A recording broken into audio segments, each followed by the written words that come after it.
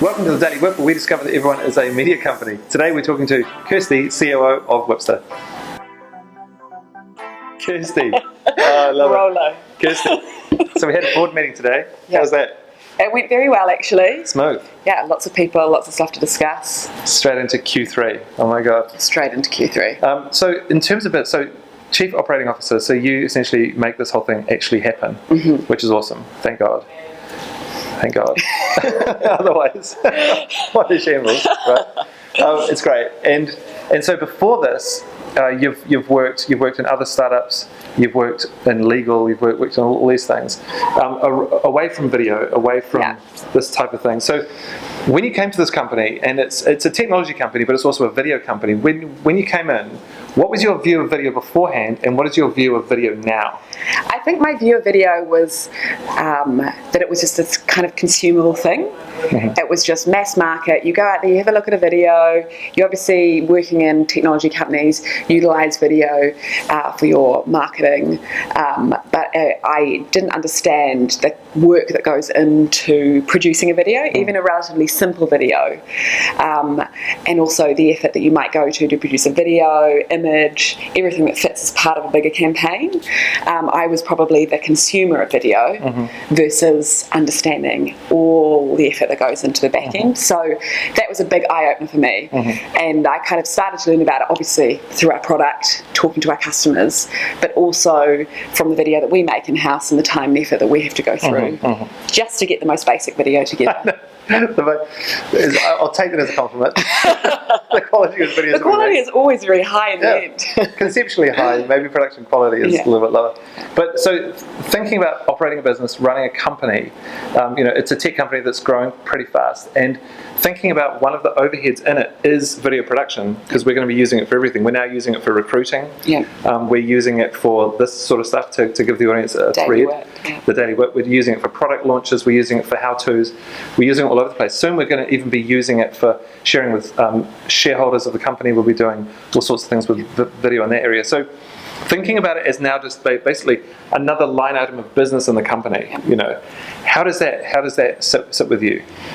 So I think we need to make it rapidly, because like you say, we've got so many different areas that we need to produce video. We're doing it every day. We really need to pump it out. We also, even though we're a small company, need to get a number of people involved in it. So anyone from tech, marketing, even on the product side. So it shows how important Whipster really is, because it just pulls everyone together. And we have a really good time with it too. I think it's an entertaining process we go through, as well as a work process.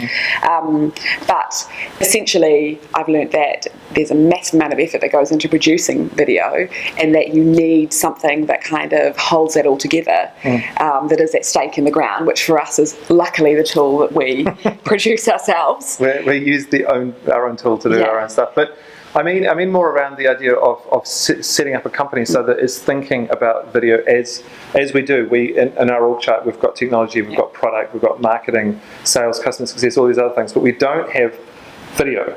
It just sort of fits between. It's like the sand falling between everything else.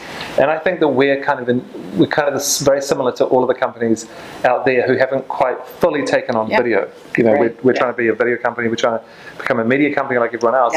But we still don't actually have a video team. That's true. Out of a team of 16 people, the CEO still has to go and make all of our videos, because I have a background in it. Exactly. And it shows the importance of having people who are good at it, who know how to manage the process, who know how to use the right tools, aka Whipster, and who can pull all that stuff together. Because, from, like I said, the consumable standpoint, where you're just watching a video, like, someone must have shot it on their mobile phone, but there's so much that goes into it. And we're a small company, so probably need someone to come in-house in the next couple of months to help us move, because we're producing so much more video as we go. But if every company is becoming a media company, if that is true, and we think it is true, it's more and more important to have people who are good at doing that. And the right tools, obviously. And so from the idea of a company being run, and so the idea of you have a stream of marketing, a stream of product, if you think about another big company, if you were like chief operating officer at a company with 1,000 employees, and it didn't have a video department, say, like almost like its own internal agency, what would you think about the company? Would it feel old-fashioned? Yeah, definitely behind the times. Who doesn't produce video, whether it is internal or external? So internal, you're doing training videos, HR videos, or external in your marketing campaigns. I mean, everyone uses video these days. And if you are thinking that you can just shoot it on a mobile phone and just get an intern to kind of spin it out for you, although interns are particularly good at doing that stuff, without thinking about budget, without thinking about tools and getting the right people on board, you're probably a bit misled. And you'll learn the hard way, because you're going to get into what most companies find and why they end up ultimately coming to companies like Wipster, is that there's heaps to do. You need a tool to help you work it out, and you need the right people to on board who know what they're doing. I think that's a key thing that you're saying there, is actually truly investing in it. Is going, it's not a nice to have anymore. And you can't just rely on your agency to do stuff. It's like, it actually becomes a fundamental part of your company, and you need to have a strategy, and you need to have a team around it. And so from an ops view, where do you think it should fit in that 1,000-person company? Where does the video team sit? Is it their own stream? Is there a chief of video? Yeah, I mean, we know from our customers that some of them have chief videographer, and some of them kind of pull video out separate, or it sits within their creative teams or their marketing departments. I think for most companies, the level of comfort is probably within the marketing department, but that video maker is obviously the linchpin for all the other campaigns, because video tends to be the hero over and above everything else. So you might have banner advertising, you might have physical advertising, but ultimately most companies seem to be leading with video as their hero piece. So ultimately you'll find those videographers or chief of video, whatever you call, kind of stepping up above the general marketing process. And that might mean that companies who put them in marketing in the future might have video stream, a separate video stream, because it tends to lead the bigger campaigns.